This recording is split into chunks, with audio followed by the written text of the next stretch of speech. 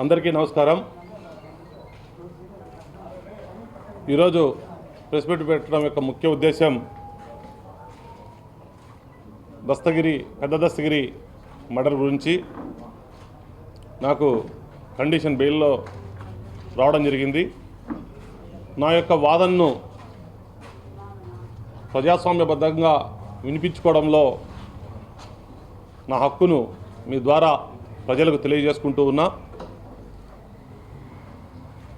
నాకు పెద్ద దస్తగిరి మర్డర్కు ఎటువంటి సంబంధం లేదు. ఈ కేసు ఒక అక్రమ కేసు మాత్రమే. ఎందుకంటే పెద్ద దస్తగిరి అనే అతను మా పార్టీకి సంబంధించినటువంటి వ్యక్తి. ఆయన కూడా నాకు మంచి స్నేహితుడు. ఆయన కూడా ఎప్పుడూ ఒక సోదరుడిలాగా ఎక్కడ కనపచ్చినా అతను నన్ను పలకరించేవాడు.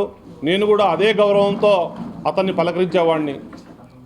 నాకు అతనికి ఎటువంటి మనస్పర్ధలు కానీ ఎటువంటి లావాదేవీలు కానీ ఎప్పుడు కూడా లేవు. ఎప్పుడు కూడా మేమంతా కూడా పార్టీ ఆఫీస్లో కలిసిమెలిసి ఉండేవాళ్ళం. ఇది ఒక అనుకోకుండా జరిగినటువంటి ఒక దుర్ఘటన. ఎందుకంటే ఒక మంచి మిత్రుడిని మేము కూడా కోల్పోయినాం. ఆ బాధ నాకుతో పాటు మా పార్టీ వాళ్ళందరికీ కూడా ఉంది. ఇకపోతే నేను వైఎస్ఆర్సీపీ పార్టీలో యాక్టివ్ నాయకునిగా ఉండేవాడిని. ఎప్పుడు కూడా ఏ ధర్నా అన్నా కూడా పార్టీ ఏ పిలిపించినా కూడా నేను ముందుండి నడిపించేవాడిని. ఆ సందర్భాల్లో సమైక్యాంధ్ర ఉద్యమంలో కావచ్చు, విద్యుత్ ధర్నాలో కావచ్చు, మరి పార్టీ పిలిపించినటువంటి అన్ని నిరసన కార్యక్రమాల్లో కూడా నేను చురుగ్గా పాల్గొన్నప్పుడు పోలీసులు పెట్టినటువంటి కేసులు తప్ప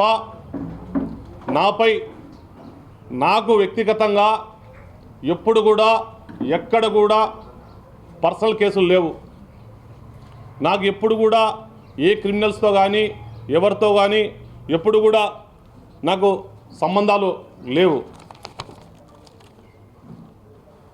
అంతేకాకుండా నేను ఉన్నటువంటి 22 సంవత్సరాల రాజకీయ జీవితంలో ఎవరితో కూడా పెద్దల పట్ల నేను గౌరవంగా ఉండేవాడిని.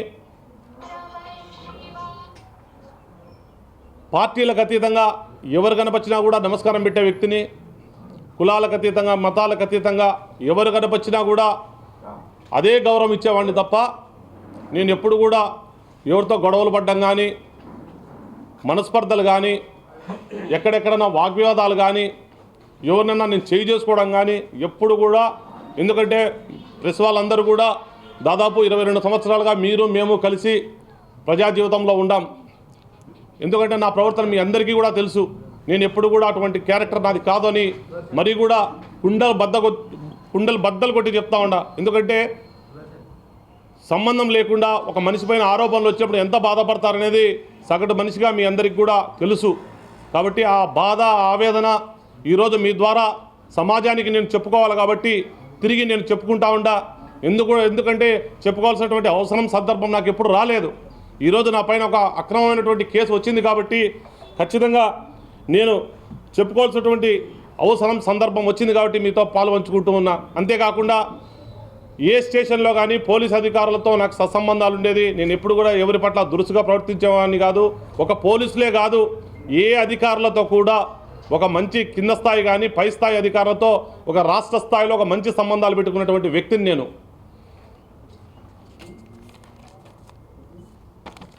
అంతేకాకుండా ఇంత పెద్ద కష్టకాలం, ఎందుకంటే నా జీవితంలో దాదాపు నాకు 47 సంవత్సరాలు. ఒకటి మా అన్న చనిపోయినప్పుడు మా కుటుంబం కుంగిపోవడం జరిగింది. ఆ ఒక్క సందర్భంలో దాదాపు కష్టపడి మళ్ళీ మా కుటుంబ సభ్యులంతా కూడా నా వివాహమైన తర్వాత మళ్ళీ కూడా మేము అభివృద్ధి కావడం జరిగింది. మళ్ళీ ఈ 47 సంవత్సరాలు అంటే దాదాపు 24-23 సంవత్సరాల తర్వాత మళ్ళీ నాకు ఈ జీవితంలో కష్టకాలం వచ్చింది. ఎందుకంటే సంబంధం ఉంటే సంబంధం చేసి ఉండొచ్చు ఆవేశంలో, తాగి కొంతమంది చేస్తారు, కక్ష కొద్దీ కొంతమంది చేస్తారు, ఆవేశంలో కొంతమంది చేస్తారు. కానీ నాకు ఎటువంటి నాకు ఆవేశము లేదు, కక్ష లేదు, కోపము లేదు. అటువంటి సందర్భంలో ఇది కేవలం ఒక అక్రమమైన కేసు. అనేక ఆరోపణలు రావడం జరిగింది, అనేక బాధపడడం జరిగింది. ఎందుకంటే అరెస్ట్ అయిన తర్వాత నేను ఎక్కడ కూడా నా వాయిస్ వినిపించుకునే దానికి లేదు. కాబట్టే దాన్ని 34 రోజులుగా నేను నా యొక్క ఆవేశాన్ని, నా యొక్క బాధని తొక్కిపట్టుకొని ఈరోజు మీతో పాలు పంచుకోవాలని చెప్పేసి ఈరోజు ప్రెస్ మీట్ పెట్టడం జరిగింది. ఇంత పెద్ద కష్టకాలంలో నా కుటుంబానికి అండగా ఉన్నటువంటి మా పార్టీ అధినాయకుడు జగన్మోహన్ రెడ్డి గారికి, వైఎస్ అవినాష్ రెడ్డి గారికి, పార్టీ అధ్యక్షులు రవీంద్రనాథ్ రెడ్డి గారికి, డిప్యూటీ సీఎం అంజద్ బాషా గారికి, మాజీ మేయర్ సురేష్ బాబు గారికి, మాసీమ బాబు గారికి, సతీష్ రెడ్డి గారికి, ఇంకా పార్టీలో అనేక మంది ఇబ్బందులు పోలీసులు పెడతారని భయం ఉన్నా కూడా భయపడకుండా, నేను లేకున్నా కూడా నా కుటుంబానికి అండగా ఉన్నటువంటి పార్టీ క్యాడర్ అందరికీ, అంతేకాకుండా పార్టీలకు అతీతంగా చాలామంది, ఎందుకంటే ఒక మంచి వ్యక్తి ఉన్నప్పుడు పార్టీలకు అతీతంగా కూడా నాకు మద్దతు ఇచ్చినటువంటి చాలామంది, అనేక మంది మా కుటుంబానికి ఫోన్ చేసి నిత్య అటువంటి వాడు కాదు, మీరు భయపడద్దమ్మా అని చెప్పిన వాళ్ళందరికీ, నా సహాయం చేసిన నా మిత్రులందరికీ కూడా నేను హృదయపూర్వకంగా వారందరికీ చేతులు జోడించి అందరికీ కూడా మనస్ఫూర్తిగా ధన్యవాదాలు తెలియజేసుకుంటూ ఉన్నా. నాకు దేవునిపైన నమ్మకం ఉంది, విపరీతమైనటువంటి దైవభక్తి నాకు ఉంది. అది మీ అందరికీ కూడా తెలుసు. దైవభక్తి ఉన్నవాడు సమాజంలో ఎప్పుడు కూడా తప్పు చేసేదానికి వెనకడుగులోనే ఉంటాడు. కాబట్టి ఈ అటువంటి పరిస్థితిలో నాపై వచ్చినటువంటి అక్రమ కేసును నేను న్యాయస్థానంలో పోరాటం చేస్తా. నా నిర్దోషిత్వాన్ని ఖచ్చితంగా దేవుని యొక్క సహాయంతో నేను నిరూపించుకుంటా. అంతేకాకుండా నా పైన ఎవరు అక్రమ కేసు పెట్టినారో, మరి ఎవరికి అవసరం వచ్చిందో నాకైతే తెలియదు. వారిని కూడా దేవుడే శిక్షిస్తాడు తప్ప నేను వారిని ఒక్క మాట కూడా ఈ సందర్భంలో నేనేం కామెంట్ చేయడం లేదు. ఖచ్చితంగా వాళ్ళకు కూడా దేవుడు ఖచ్చితంగా మరి ఆయనే చూసుకుంటాడు. వారికి ఎందుకు అంత దుర్బుద్ధి పుట్టించాడో మరి ఆయనే, ఆ దేవుడే చూసుకుంటాడు. అలాగే కడప ప్రజలు ఎప్పుడు కూడా అనేక మంది ప్రెస్ వాళ్ళు నాకన్నా పెద్దవాళ్ళు ఒక తమ్ముడులాగా, సమాజంలో ఉన్నటువంటి అన్ని పార్టీల వాళ్ళు కూడా ఒక తమ్ముడులాగా, ఒక బిడ్డలాగా నన్ను ఎప్పుడు కూడా ప్రేమిస్తూ వచ్చారు. అదే ప్రేమతో నన్ను ఎల్లవేళ్ళ మీరు ఆదరిస్తారని, అభిమానిస్తారని చెప్పి నేను మనస్ఫూర్తిగా కోరుకుంటూ ఉన్నా. అంతేకాకుండా ఈ అక్రమ కేసులు నన్ను ఏం భయపెట్టలేవు. అలాగే జగన్మోహన్ రెడ్డితో నా ప్రయాణం ఎప్పటికీ ఆగదు. ఎందుకంటే రాజకీయాలు ఏం శాశ్వతం కాదు. మాకన్నా ముందు శివానంద రెడ్డి సార్ ఉన్నాడు, ఆయన తర్వాత అహ్మదుల్లా ఉన్నాడు, ఖలీల్ బాషా ఉన్నాడు. ఎంతోమంది రాజకీయాల్లో వస్తారు పోతారు. రాజకీయాలు ఏం శాశ్వతం కాదు, రాజకీయాలు అవసరం కూడా లేదు. కేవలం నాకు జగన్మోహన్ రెడ్డి గారి మీద ఉన్నటువంటి ప్రేమతోనే నేను ఈ రాజకీయాల్లో ఆయనతో కొనసాగుతా కూడా తప్ప ఈ కేసులు పెట్టేంత మాత్రాన్ని నేను ఏదో భయపడి ఇంకోటి అవుతానంటే అది ఇంకా వారికే నేను వదిలేస్తూ ఉంటా. నేను దాదాపు 5వ తేదీ మిడ్ నైట్ మర్డర్ జరిగిన తర్వాత నేను రిమ్స్కి వెళ్ళి చూశాను. ఆయన చూసిన తర్వాత ఒక మానవత్వంతో నాకు కూడా ఎంత బాధ ఉంటుందో సగటు మానవునిగా నాకు అంతకన్నా ఎక్కువ బాధ ఉంది. ఎందుకంటే అతను మంచి వ్యక్తి, చనిపోయిన దస్తగిరి. నేను ఎక్కడ కూడా 5వ తేదీ నుంచి 17వ తేదీ కడపలో ఉండా. నేను ఎప్పుడు కూడా ఎవరితో నేను అట్లా ఉంటే 8వ తేదీ కోర్టులో ఉండా, ధర్నాలో ఉండా, ఆంధ్రజ్యోతి ఆఫీస్ కాడ ధర్నాలో ఉండా, తర్వాత ప్రెస్ మీట్లో ఉన్నా, పెళ్ళిళ్ళకు అటెండ్ అయినా. అట్లా ఉన్నవాడిని అయితే ఏమన్నా నేను ఇప్పుడు చేసేవాడిని ఏంటే నేను ఖచ్చితంగా ఊరు వదిలిపెట్టి వెళ్ళిపోయింది. నేను దాదాపు ఆదివారం పొద్దున్నే హైదరాబాద్ నుంచి 5 రోజులు ఉన్నా. నేను దాదాపు 2 నెలలుగా హైదరాబాద్లో వ్యాపారం చేసుకుంటా ఉన్నా.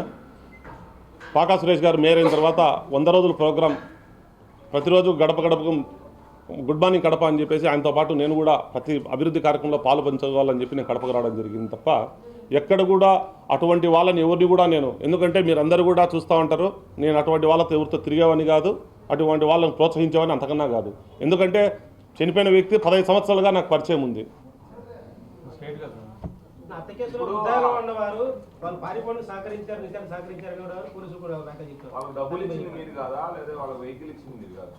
నా వెహికల్ నా దగ్గరే ఉంది. వెహికల్ కానీ ఇంకో డబ్బులు కానీ అటువంటిది ఏమీ చేయలే. దస్తగిరి నాకు చాలా ముఖ్యం. దస్తగిరి మళ్ళా కూడా చెప్తాడా, ఇదేదో ప్రెస్ మీట్ పెట్టి నేను ఏదో చెప్పుకోవాలా, నేను కప్పిపుచ్చుకోవాలా, లేకపోతే ఏదన్నా చెప్పాలని ఓపెన్గా నేను మాట్లాడుతూ ఉండా. దైవం మీద నాకు ఇది దైవభక్తి ఉన్న వ్యక్తిగా చెప్తా ఉండా. నేను వాళ్లకు డబ్బులు కానీ వెహికల్ కానీ కనీసం పోలీసులకు కూడా సహాయం అనేది కానీ నేను ఎక్కడ కూడా చేయలేదు. ఒకటేనా, పోలీసులు డబ్బు ఇచ్చింటే 10 రోజులుగా నేను నన్ను అరెస్ట్ చేసి ఉండొచ్చు కదా, పిలిపించిండొచ్చు కదా. ఒక డిప్యూటీ మేయర్గా నేను కడపలో పనిచేసిన, నన్ను పిలిచొచ్చు కదా, నోటీస్ ఇవ్వచ్చు కదా, మా ఇంటికాడికి ఏమన్నా వచ్చినారా? కేసు పెట్టేసి కేసు కట్టిన తర్వాత ఎవరో మీలాంటి వ్యక్తులు ఫోన్ చేశారు, అన్న నేను A13గా నేను పెట్టినారన్నా అని. నన్ను A13గా పెట్టేది ఏందనేసి న్యాయస్థానంగా నేను చేయాల్సినటువంటి పని ఏమైనా ఎవరన్నా మీలాంటి మిత్రులు అడిగినప్పుడు న్యాయస్థానాన్ని ఆశ్రయించు, నువ్వు ముందు ఫస్ట్ క్యాష్ వేసుకో, నీకు సంబంధం లేదు కదా, నువ్వే అసలు నీకు ఎక్కడ సంబంధం ఉంది, క్యాష్ వేసుకోమన్నారు. క్యాష్ రాలేదు. తర్వాత యాంటిసిపేటర్ బెయిల్కి వేసాను. బెయిల్ వేసిన తర్వాత 4వ తేదీ నుండి 4వ తేదీ నుంచి 8వ తేదీకి వాయిదా ఇచ్చారు, రాలేదు. నేరుగా నేను ఎస్పీ గారి దగ్గర నన్నేం పట్టుకోలేదు పోలీసులు, నేనే నేరుగా వచ్చి సరెండర్ అయినా ఎస్పీ గారి దగ్గర. ఎందుకంటే నాకు న్యాయస్థానం మీద న్యాయం మీద నమ్మకం ఉంది, న్యాయస్థానంలో నా పోరాటం నేను చేసుకుంటాను. ఇంకోటి ప్రధానంగా మీకు సంబంధించినటువంటి ఏదైతే పెద్ద ఇంట్లో జరిగిన డాక్యుమెంట్ కానీ తన వేదిక నుంచి తీసుకుని ఇంట్లో తీసుకున్న డాక్యుమెంట్ కానీ మొత్తం ఈ డాక్యుమెంట్ వ్యవహారంలో ప్రమేయం ఉందని బలంగా పోలీసులు ఆరోపిస్తున్నారు. ఒకటేనా, అతను మీడియేటరు, అతను ఎవరి పేపర్లు ఉన్నాయో నా పేపర్లు ఉన్నాయని పోలీసులు ఎక్కడ చెప్పలే, నా పేపర్లు లేవు కూడా.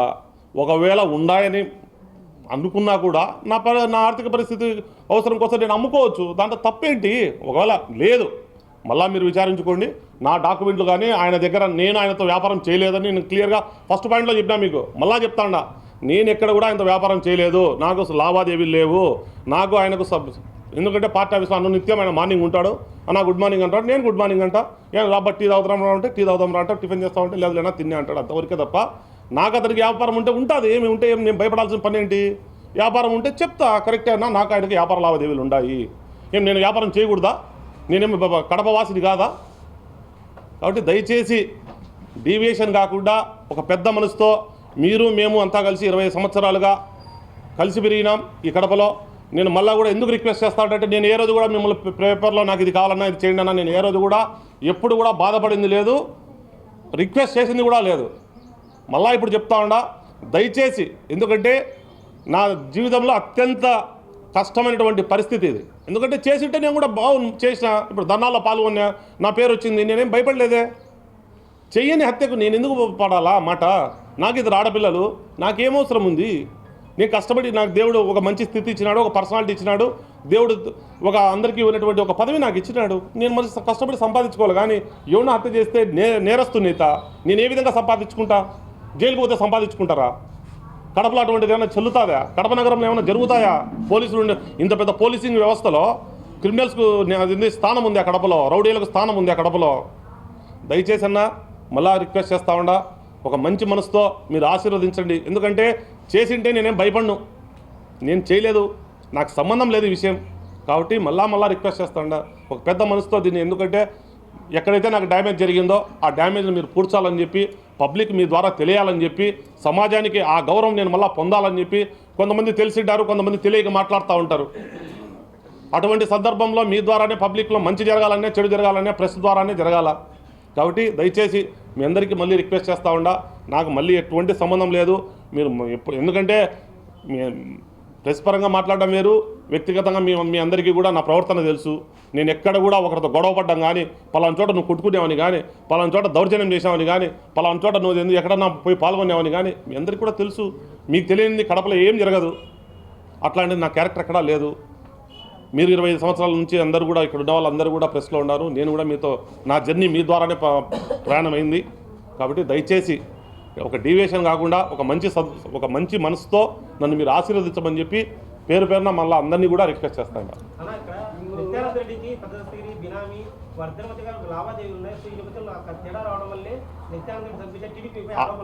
ఆయనకు నేను బినామీ, ఆయనకు బినామీ, ఆయన నాకు బినామీ కాదు. ఆయన పెద్ద పెద్ద వ్యాపారాలు చేసినాడు, ఇది స్కందాన్సికి ఇచ్చినాడు, ఇంకో చోటు ఇచ్చినాడు. అతని అదృష్టం అండి. అతను ఒక చిన్న స్థాయిలో ఎక్కడో పని చేస్తా ఉన్నాడు, నాకు తెలిసి అతను ఏదో పని చేస్తా ఉన్నాడు, జీపీఆర్ కాలేజీలో అటెండర్గా పనిచేస్తాడు అని చెప్పారు నిన్న, ఎవరో నాకు చెప్పారు, ఎవరు దస్తగిరి. అతని అదృష్టం, పెద్ద పెద్ద వ్యాపారాలు చేసుకున్నాడు అతను. అతనికి నేను బినామీ అనుకోవాలా, నాకు అతను బినామీ కాదు.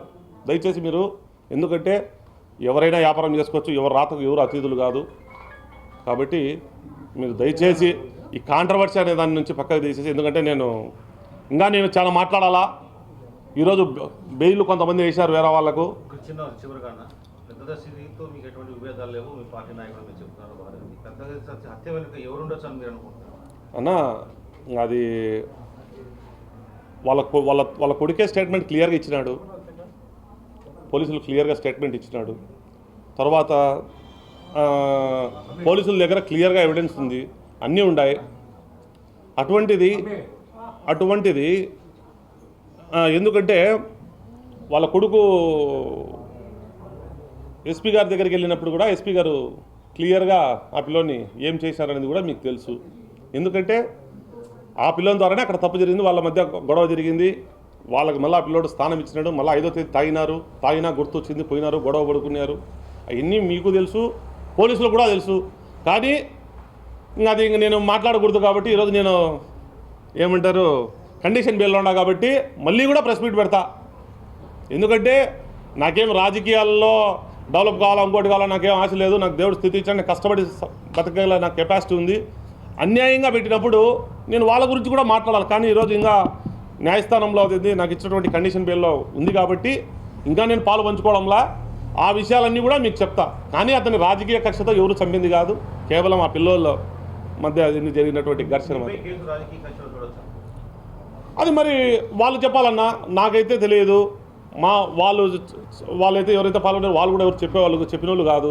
కేవలం నేను కడపలో 15 రోజులు 15 రోజులు ఉన్నప్పుడు నన్ను ఎందుకు పిలిపించలే, ఎందుకు మా ఇంటికాడికి రాలే, రాకుండా కేసు కట్టేసి రమ్మంటే ఏం చెప్పాలి నేను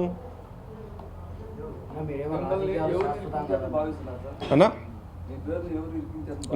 నేను దాని గురించి ఇప్పుడేం మాట్లాడదలుచుకో. దేవుడు వాళ్ళని చూసుకుంటాడు.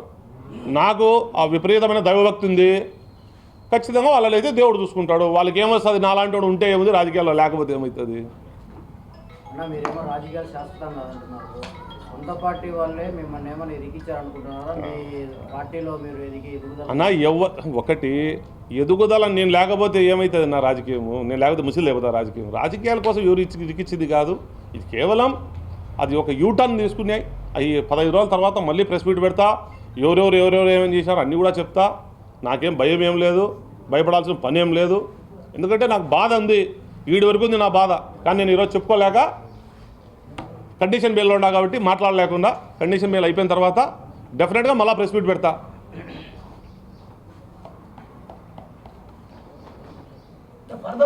థ్యాంక్ యూ అన్న.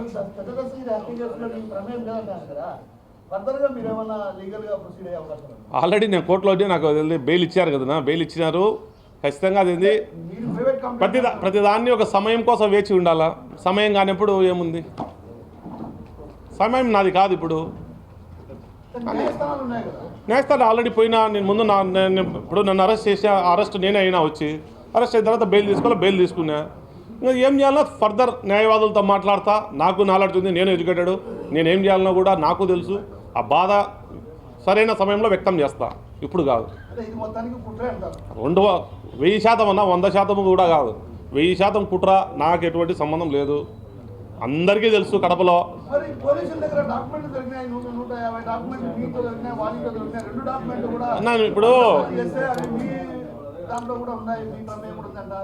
ఇప్పుడు అతను రియల్ ఎస్టేట్ మీడియేటర్, పెద్ద మీడియేటర్. అతని ఇంట్లో ఎన్ని డాక్యుమెంట్లు దొరకచ్చు అది నాకు సంబంధం లేని విషయము. నా డాక్యుమెంట్ ఒకటి లేదు, ఉంటే కూడా నేను చెప్తా, ఉంది అని చెప్తాను. అది లేదు, ఇంకా అడిగి అది సమాప్తం. రెండోది, నేను లీగల్గా వ్యాపారం చేసుకుంటా, మీతో వచ్చి వ్యాపారం చేస్తా, మీతో వచ్చి వ్యాపారం చేస్తా. అది నా వ్యక్తిగతం. నన్ను చేయకూడదని ఎవరు చెప్పేదానికి లేదు కదా. చేస్తే తప్పేముంది దాంట్లో? వ్యాపారం చేయడం తప్ప ఏం? నా డాక్యుమెంట్ దొరికితే తప్పేంటి? నా దగ్గర ఏ డాక్యుమెంట్ లేవు, పోలీసులు ఏం డాక్యుమెంట్ లేవు. ఒక్క డాక్యుమెంట్ తప్పది అసలు. నాకు ఆయన నమస్తే అన్నా తప్ప, నేను నమస్తే అన్నా అని చెప్పడం తప్ప, నాకు ఆయనకు ఎటువంటి వ్యాపారాలు లావాదేవీలు లేవు. ఉంటే ఉన్నాయని చెప్తా. ఏముంది, ఎంతోమందితో నేను వ్యాపారం చేస్తా, ఆయనతో కూడా వ్యాపారం చేస్తా. ఏమైనా చెడ్డ వ్యక్తా? దయచేసి దీన్ని ఎక్కడ కూడా మీరు కాంట్రవర్సీగా తీసుకుపోవద్దండి. నా బాధను, నా రిక్వెస్ట్ను మీరు పెద్ద మనసుతో ఆశీర్వదించమని చెప్పి, దాన్ని మీరు చేయమని చెప్పి కోరుకుంటా ఉన్నాను. థ్యాంక్ యూ అన్న.